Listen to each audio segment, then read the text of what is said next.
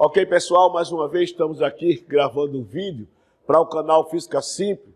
Neste vídeo vamos abordar o conteúdo de resistência elétrica. Vamos abordar a primeira lei de Ohm, a segunda lei de Ohm, suas aplicações dentro do circuito elétrico. Mas não esqueça também de, no final desse vídeo, inscrever no canal se você ainda não é inscrito, dar o seu like, ativar o sininho de notificação, para que você receba a notificação quando a gente postar um vídeo aqui no canal, ok? Vamos lá para o que interessa.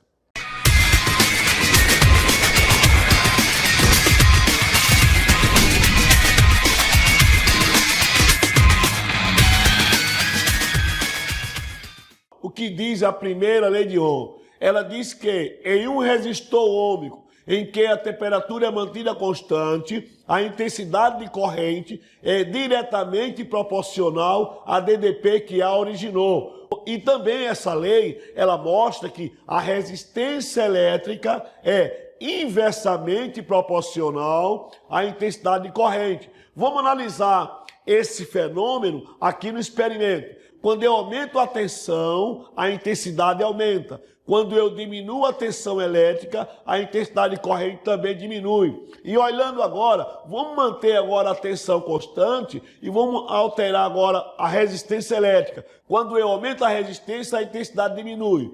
Quando eu diminuo a resistência, a intensidade de corrente aumenta. Então a gente viu aqui no experimento que essas grandezas estão uma ligada à outra. Agora vamos para a segunda lei de Ohm. O que é que a segunda lei de Ohm diz para nós aqui? Diz que a resistência elétrica é diretamente proporcional ao comprimento do fio e inversamente proporcional à área da seção transversal. Vamos observar no experimento aqui. Vamos manter a área constante e vamos alterar o valor de L. L é comprimento. Quando eu aumento L, a resistência aumenta. Quando eu diminuo o valor de L, que é o comprimento do fio, a resistência também diminui. Agora vamos manter L constante e vamos alterar a área. Quando eu aumento a área da seção transversal do fio, a resistência diminui. Quando eu diminuo a área, a resistência aumenta. Então a gente tem isto aí bem aplicado naquela pilha palito, naquela outra pilha grossa, porque as pilhas ela tem 1,5 volt cada uma, mas naquela pilha palito, como a seção transversal ali é muito pequena, então a resistência é muito alta e a intensidade de corrente muito pequena ali. Por isso que ela é utilizada para LED, nos controles remotos, essas coisas. Já a outra pilha grande, como a seção transversal dela é muito grande, então, quanto a resistência dela é pequena, a intensidade de corrente é muito elevada, por isso que ela é usada para acender lanterna e outros dispositivos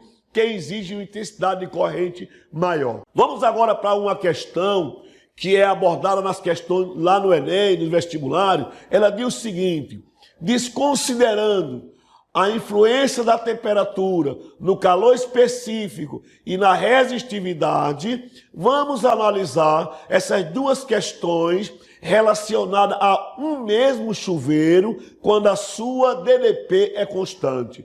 Observe que a DDP é constante, a temperatura nem vai influenciar no calor específico nem na resistividade. Vamos ver o que diz a questão. A primeira questão diz o seguinte: sem que haja nenhuma alteração no sistema elétrico do chuveiro, o que acontece se diminuirmos a vazão da água no chuveiro? Então a gente tem uma questão que é corriqueira. Muita gente faz isso, né? Em casa, diminui a vazão ali do chuveiro. Vamos ver a física. Primeiramente, como a tensão é constante e o problema diz que não foi feita nenhuma alteração no sistema elétrico do chuveiro, logo, a resistência também é a mesma, é constante. Se eu tenho tensão constante, resistência constante, logo, a potência também é constante, porque potência é U² sobre R. Como os dois, U e R, são constantes, a potência também é constante. Como eu tenho a potência constante, o que é que quer dizer isso? Que a quantidade de energia térmica que é fornecida, a massa da água ali é sempre a mesma. A partir daí, a gente conclui que a quantidade de calor também é constante. E calor sendo constante, vamos utilizar o modelo aqui, que macete, né? Calor é igual a massa vezes calor específico vezes variação de temperatura. Como o calor é constante, o calor específico também é constante, e o que variou foi a massa, como de água. Quando diminui a massa de água, há uma elevação na variação de temperatura. Então, quando eu diminuo a vazão de água do chuveiro, o que acontece ali é uma elevação na temperatura. A segunda questão é o seguinte: em relação ao chuveiro em foco, mantendo-se a vazão normal do chuveiro, o que acontece se cortamos um pedaço da resistência, que não é aconselhável? Então, o que acontece quando é cortado um pedaço da resistência? A primeira lei de Ohm nos diz aqui o seguinte, que quando eu aumento o L, que é o fio, a resistência aumenta. Quando eu diminuo, a resistência diminui. Então, o que aconteceu foi diminuiu ali o comprimento do fio. Então, a resistência diminui.